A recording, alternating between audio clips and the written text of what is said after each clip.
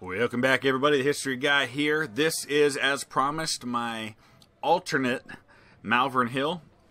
If you've been following along in this campaign, this legendary mode campaign as the Confederates and Ultimate General Civil War, you know that I mentioned that I was going to replay the two back-to-back major engagements during the 7 Days campaign. I went back and replayed Gaines Mill, and now I'm going to do the same with Malvern Hill.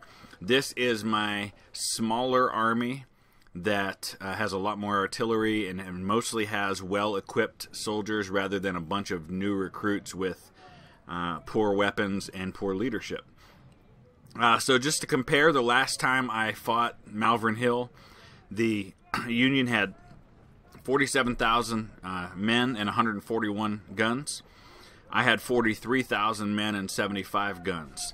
This time around, we're looking at something a little different. Instead of 47,000 for him, he's got 36,000. And instead of 43,000 for me, I've got 31,000, but I've got 108 guns up from 75. So I've got more artillery, less men. So both sides have about 11,000 fewer men, 12,000 fewer men. The casualties last time were almost 17,000 for him, actually 18 by the time you count the artillery casualties, and about 15.5 for me. So I'm expecting those to go down. So a couple of thoughts as I go into this battle. I'm trying something very, very different here at Malvern Hill, but before I get to that, there has been a update which is being billed as maybe perhaps the final game-changing update to the game. There'll probably be some things to work out, technical glitches, but as far as gameplay goes, they're saying this is about it because they're starting to focus on another Ultimate General game. They haven't said what that is yet, but I've been reading rumors it's either going to be American Revolution or Napoleonic War. I would guess they're probably going to go Napoleonic, try to appeal more to a European audience since they did this one as an American war game. So we'll see. Either one will be fun, should be exciting. But the major thing that I noticed in the patch that they just released is that they've basically nerfed skirmishers, which I've always felt skirmishers were overpowered. So from that standpoint, I think it's a good change. But I've been utilizing that to my advantage in this series. I've been using a lot of skirmishers because they're overpowered. So that's probably going to mean my skirmishers are going to be less effective, so I may cut back a little bit on my use of those to the extent that I've used them. Now, for this battle, you're going to notice right away that I've got a ton of artillery. Almost all of my artillery is in here. I actually didn't intend on bringing that cavalry, but oh well, we'll go with it. So I've only got 1, 2, 3, 4, 5 infantry brigades. My 3-star brigades are all here. Tenacious Danes, Snakefoot Brigade, and Paper Collar Brigade. Pretty much all my artillery. What I'm going to do is this, at least this is the plan. I'm expecting that if I hold back and if he notices I don't have a huge force, that he's going to send some units out to hit me out here somewhere. So I'm going to plan on that. What I'm going to do is I'm going to start moving a couple of my infantry brigades along with all my skirmishers, my cavalry, and all my artillery over this way on this side of the river toward trying to get all the artillery up in here so I can be shelling his position. In the meantime, I expect he's going to come up and try to hit me. I'm going to plan for that. I'm going to try to hold a couple units here in the woods to hide. Maybe he won't see them. I can hit them as they come up this way. Hopefully my artillery will just shell the heck out of him. Hopefully I don't get caught with very little infantry here. And then if I can kind of hold him here with my artillery and my infantry, when I get my reinforcements, then I can come down and smash him. Now, I'm going to take this as it goes. I'm not entirely sure I'm going to push for the win here. This is one of those battles where he's got so much artillery and he inflicts so many casualties that I'm worried that it's not worth it. There's only a difference of 2,000 infantry or reinforcements between winning and taking a draw. So really, that's not worth it. The only thing that would be worth it would be the 15 extra reputation points that you receive for winning. But if I'm going to lose 5,000 or 6,000 more men by winning the battle, it may not be worth it in terms of the cost of replacing those men and those guns. So we're going to take it as it goes. If I see an opportunity to win without destroying a chunk of my army, I'll go for it. But I'll go ahead and get everybody in position. I will come back in as soon as anything of interest happens, but I've already kind of talked through the plan. So here comes his attack, which I was expecting at some point. I'm trying to see, looks like I'm going to get caught up with a shootout with a brigade rather than hitting his artillery. I can't quite reach the artillery from here, so we got to back these guys up.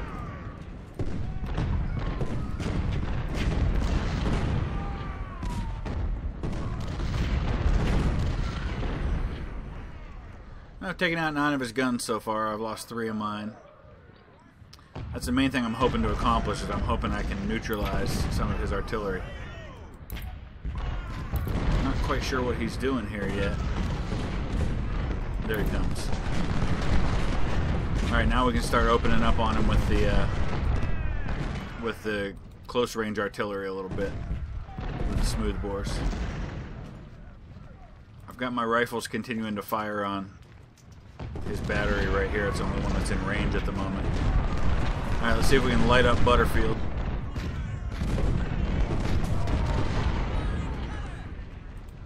I'll go ahead and bring Deering across. I want to have as many brigades as possible firing on him. Oh, it looks like we drove off the guys in the woods.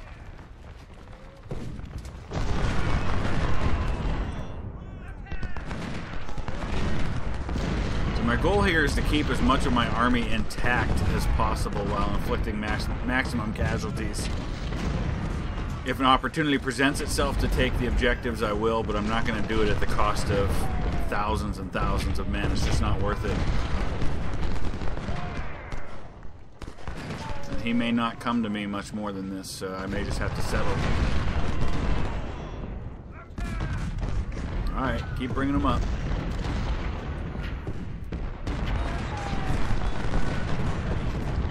I'll go ahead and fast forward. We'll see what happens here.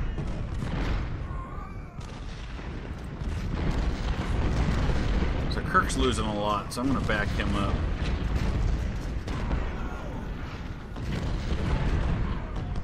Here comes another brigade to get slaughtered. Just 7 minutes left till the next phase. Hold on a second here. Paper collar's not firing.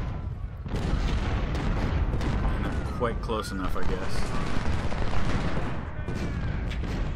There we go.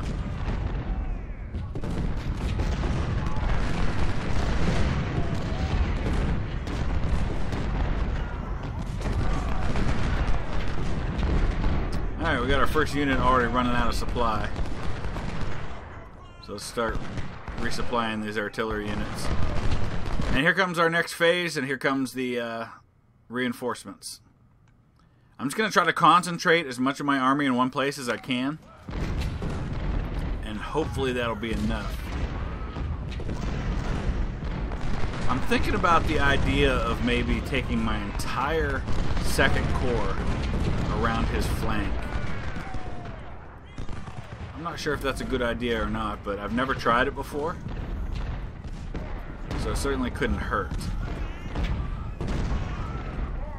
I'll bring the 3rd Division over here. It's only a couple of units just to reinforce the my right. But I'll send the majority of the force over here around his left. Or his right. My left. And we'll see what that does. I don't know. It's worth a try. So not a lot happening at the moment, so when some more action happens, we'll jump back in. A flanking force starting to get in position. I'm starting with some skirmishers here. I gotta try and hit this artillery. I'm getting a couple shots on them and then back out. I'm also moving up ever so slightly here. I've gotten Deering into the position in the woods there, so that caused him to drive back some of his artillery. I have my rifled artillery firing on this battery now that they've pretty well wiped out Whedon.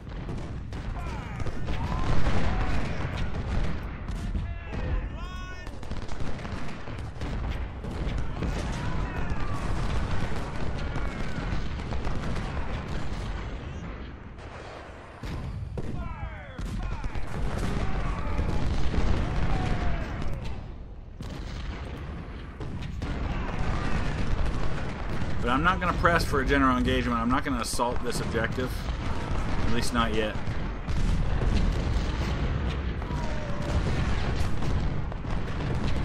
Alright, let's get these guys out of here. At least for now.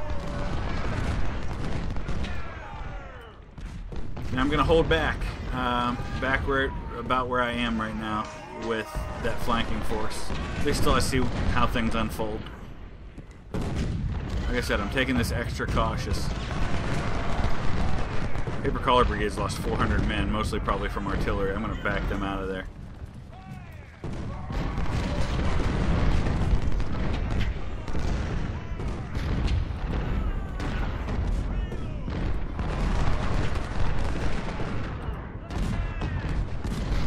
Just taking a look at where things stand. There's still one more phase to go. He's got about 2,400 men more than me. I've taken out 21 of his guns. I've lost 11. So we're starting to neutralize that force a little bit.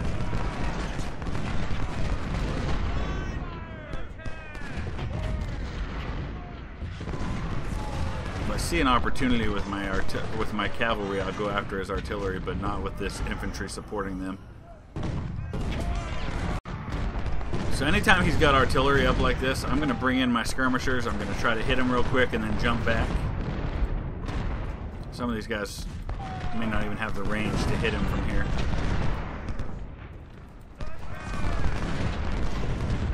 If I can get a couple shots in, that'll be good. I've also got a lot of my artillery concentrating on this battery, try to neutralize them. The more I can reduce the effectiveness of his guns, the better off I'll be long term.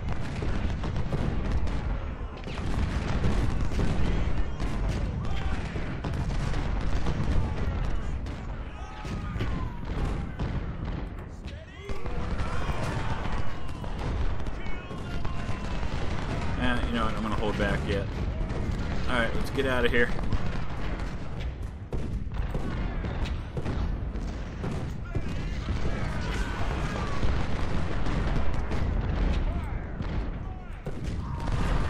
He had 2,400 men more than me. Now it is 2,600. So I've actually lost more casualties in the last few minutes than him.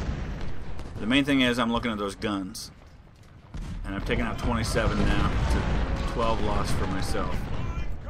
If I can keep that going, then I can maybe have a shot here at the last minute. So I moved up a few of my guns a little closer, and that drove him out of these woods here.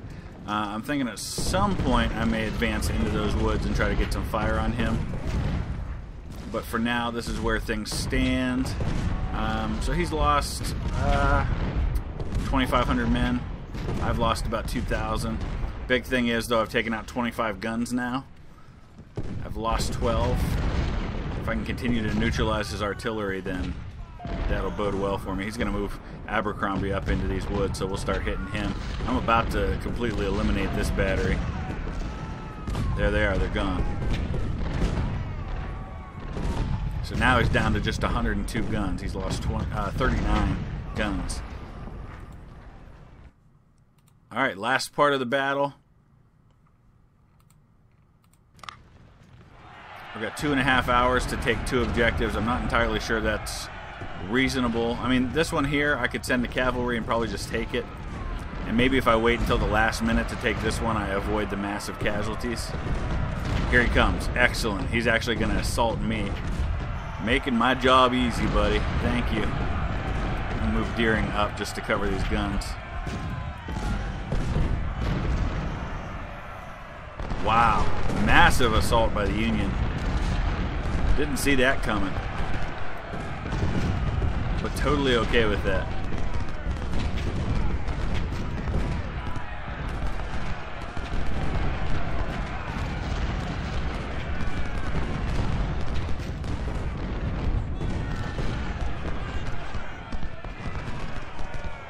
Okay. I'm going to go ahead and bring up a couple of these 1-star units. See if I can drive off some of these guns.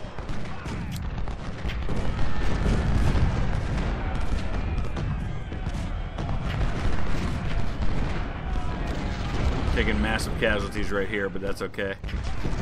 Alright.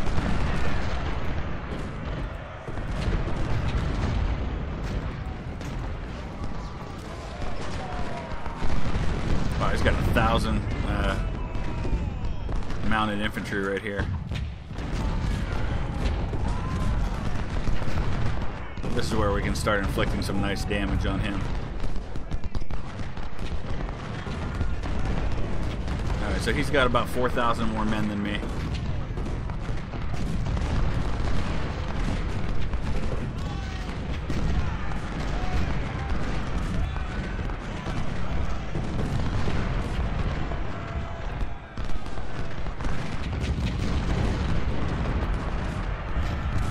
Wow.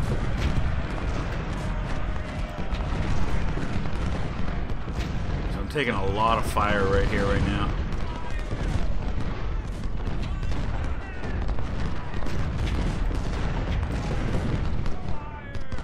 I'm going to bring Maher over here into that spot.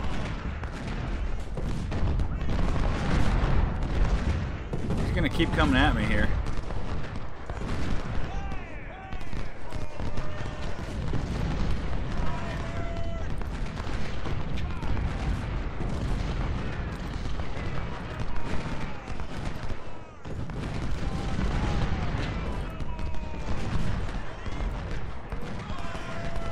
I'm going to hold back the cavalry because they're going to be how I take the second objective, if it seems possible to take the first one without losing a ton of men.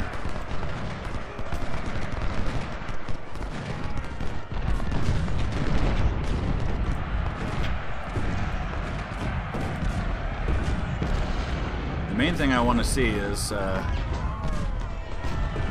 how the numbers look. Still got about 3,700 more men than I do.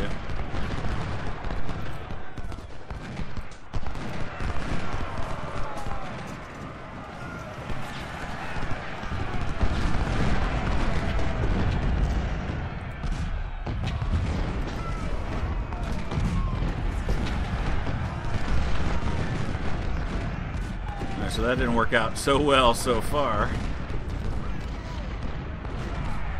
Mainly because I came across piecemeal, I think that's the issue here. But we're hitting his artillery.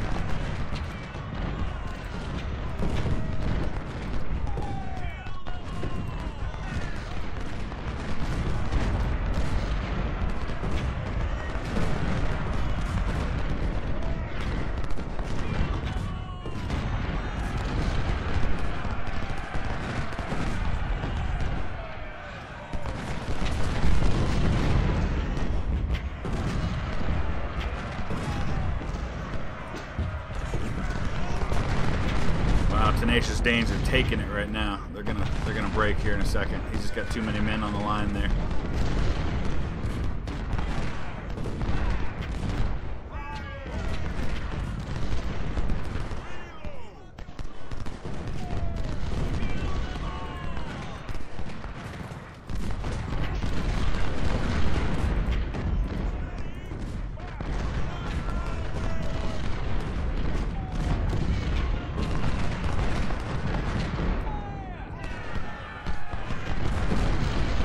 Okay.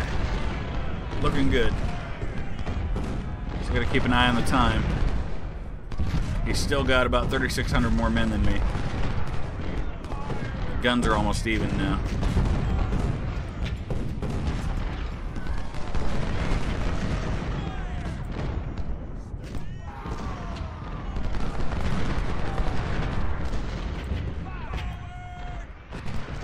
Now I gotta press ahead because I've got to take these batteries out. All his artillery is right in here, so I just need to overrun them.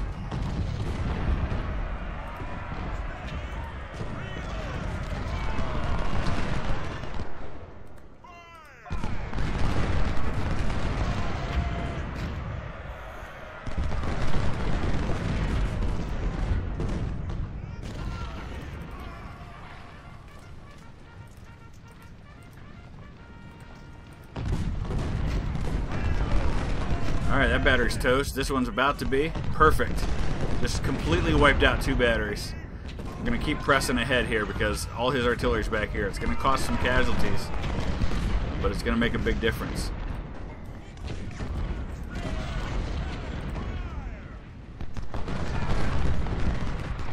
these are relatively inexperienced units that are a little easier to replace. Okay, hour and 26 to go. The main thing is, can I press this flanking attack enough to be able to deal with this? Just looking at the numbers real quick here. Still, it's staying pretty steady in terms of casualties, 3,500 on each side, or 3,500 more men he has than I do, but I've dropped him down now just to 77 guns.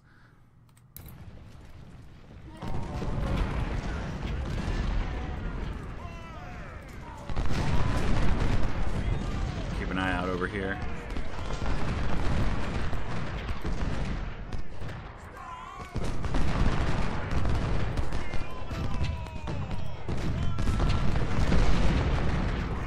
Send a couple brigades up this way.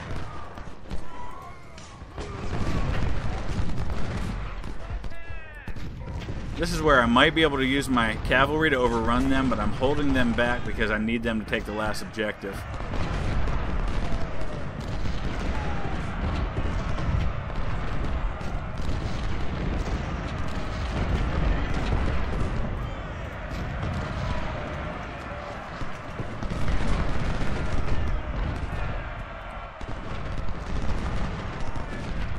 Come on, let's take out these last couple batteries.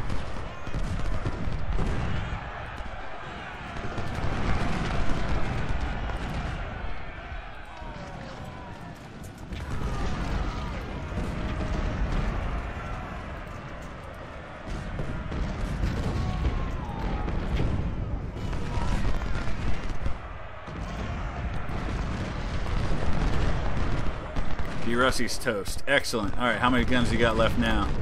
58. Gonna move up here. Marston's taking it in the flank. Just gotta turn him around a little bit. Get these guys to stop running.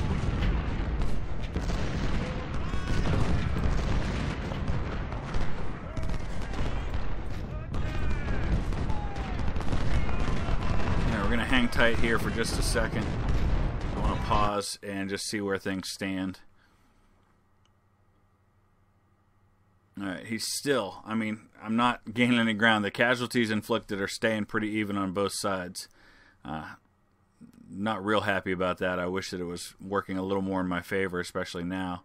I don't want to press this too much because I just feel like I'm going to lose a lot of men trying to attack from that side.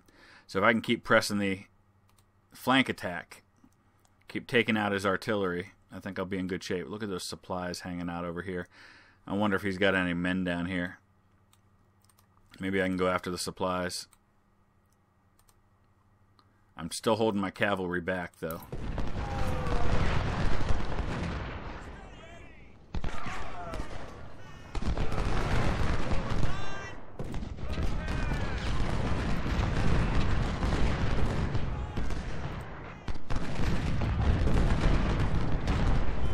Still some guns down here somewhere.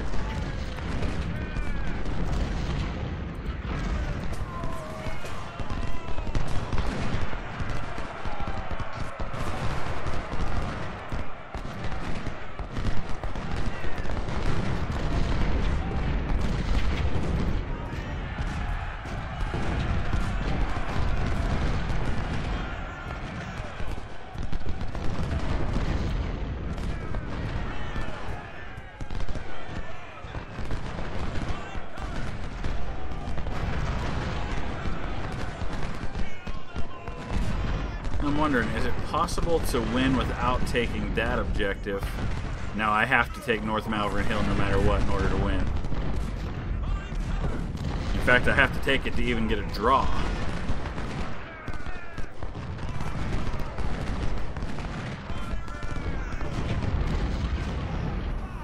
So I guess we're going to have to press that ahead no matter what.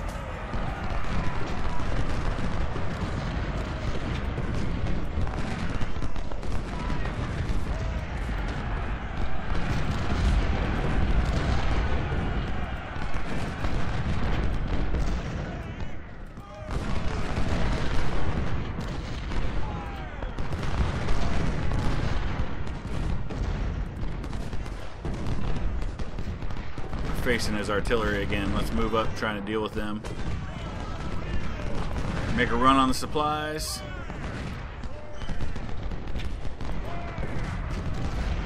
And then with about a half hour to go, I'll send my cavalry to take that objective.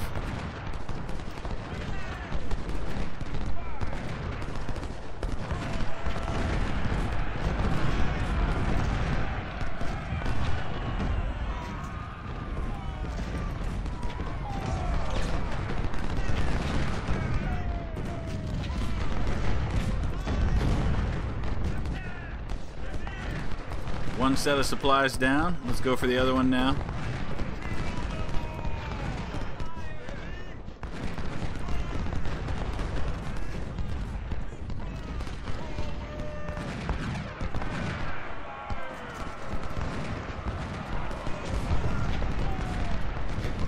Alright, there's the other ones.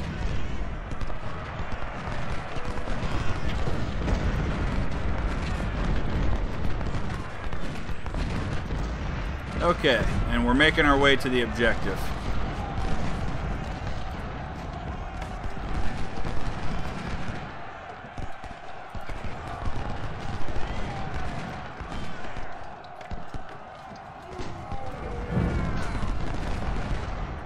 Hold these skirmishers back till these supplies get over there. I'll go ahead and bring the cavalry down.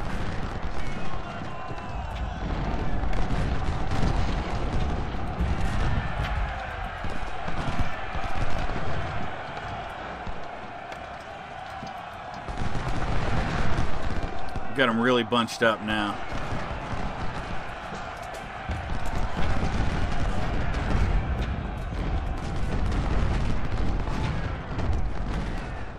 I don't want to advance too much here because I still feel like that's a place he could cause a lot of damage. And I can get the job done this way.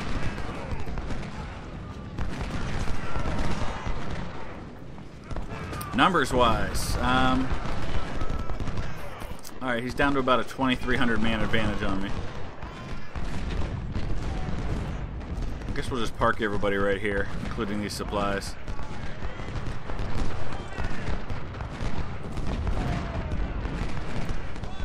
Wind's gonna take a lot, so we're gonna back off here a little bit.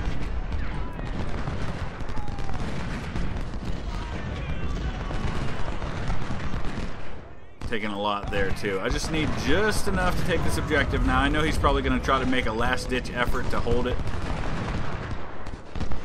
but I'm bringing up my guns, and I think I'll hold.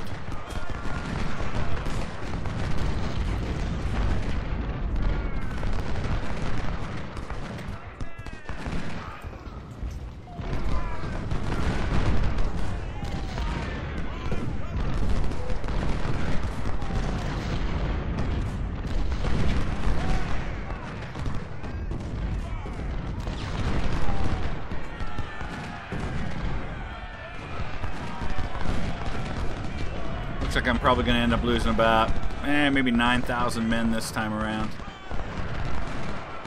Depends on what happens in the next 15 minutes.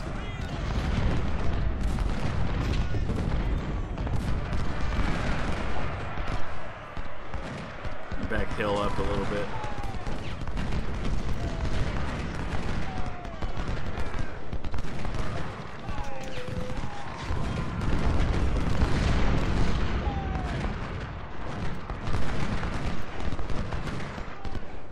It's getting dark, it's kind of hard to see. It's almost 8 o'clock.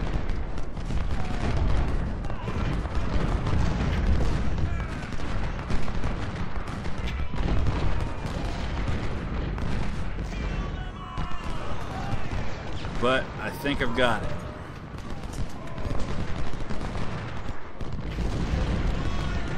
I've got the 2 objectives I need to win.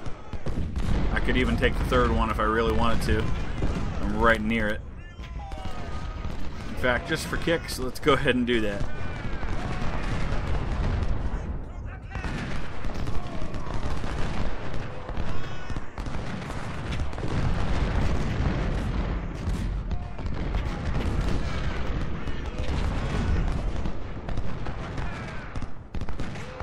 Alright, we're going to go ahead and wrap this thing up. I did take it just at the last second, West Malvern Hill.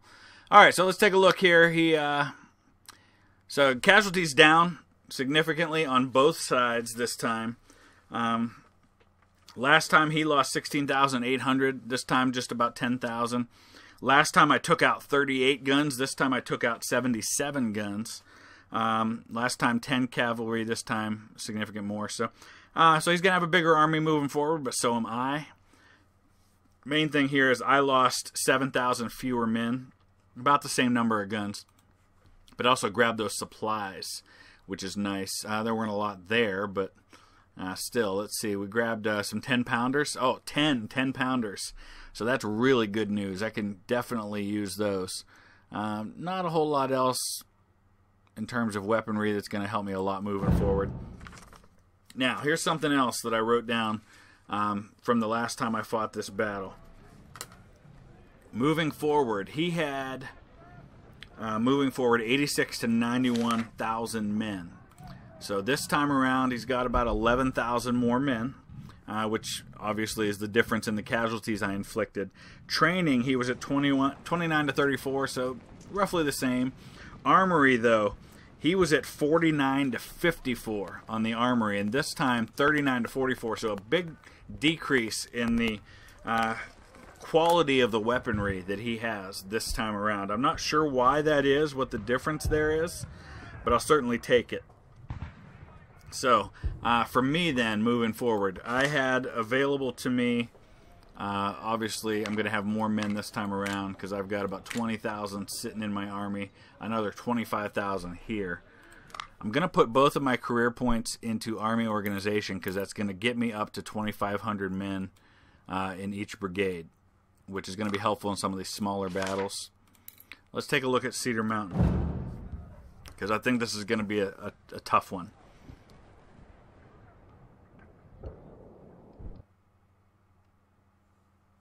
So he's got 25,000 men and 72 guns. Obviously, that number is going to go up as I build up my units. So I'm going to have to go and look and think about how I want to do this, but at some point, he's going to scale up significantly, and that's going to hurt. So I'll have to think about what I want to do there. Just looking at my army, for the most part, I kept my 2-star units intact. I tried not to engage them too heavily. You can see Paper Collar lost 500, inflicted 1,000 casualties. Tenacious Danes lost 400, inflicted about the same. Malvern Hill was not one of those battles where they were going to do really, really well. A lot of what I did there was based on my artillery. So I've got a lot of artillery units that are going to do well moving forward for me. The other thing here is let's take a look at leadership. It doesn't look like I got any major generals out of this, other than my 2 corps commanders. I didn't gain any new ones. That's okay. I should be getting close. Leadership-wise, oh, I do have Longstreet now in reserve, so I can add him. I've got some brigadier generals and some colonels available to me there. I've also got the ability to buy probably nothing. I don't think I'm going to spend this right now. I think I'll hold on to that reputation for the time being. We'll get our force ready and build up. I'll do that in the next episode. I'll build up for Cedar Mountain. But as always, I welcome your comments, your questions, your observations, your criticisms, any and all things. There you see a smaller force with better weaponry and I think a better tactic that time around, which I think worked out well for me in the end. And we'll see how it does moving forward. But I thank you for your input, and we'll see you again. Just want to say real quick, for those of you in the United States, I hope you have a very happy Thanksgiving. I hope it's a wonderful time with your families. We have American Thanksgiving holiday coming up this Thursday. I'm going to be uploading a question of the week associated with Abraham Lincoln and Thanksgiving and the Gettysburg Address here probably in the next day or so. For the rest of you in the world, I know it's not a holiday for you, but nonetheless wish you the very best, and I hope that it's a wonderful time for you. And we will see you again very soon. Thanks for watching.